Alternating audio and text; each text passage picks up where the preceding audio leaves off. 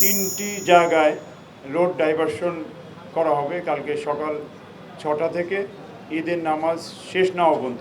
এই ডাইভারশনের মূল উদ্দেশ্য যাতে ঈদের মুসল্লিগণ সহজেই ঈদগাহ আসতে পারেন এবং যেতে পারেন। ডাইভারশন পয়েন্টগুলো হলো মৎস্য ভবন ক্রসিং, কদমফোয়ারা ক্রসিং, হাইকোর্ট ক্রসিং, এরপরে একটু ছোট্ট ডাইভারশন থাকবে পররাষ্ট্র মন্ত্রণালয়ের পিছনের গলিতে।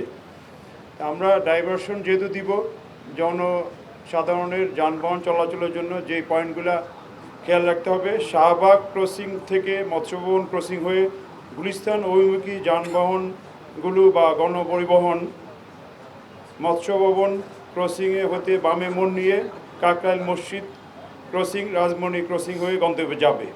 এরপরেরটা হবে বঙ্গবাজার ক্রসিং, হাইকোর্ট ক্রসিং হইতে কদমফোয়ারা অভিমুখী যাত্রীবাহী গণপরিবহন বা যানবাহন 0 পয়েন্ট ক্রসিং, ইউবিএল ক্রসিং হয়ে যার যার গন্তব্যে যাবে।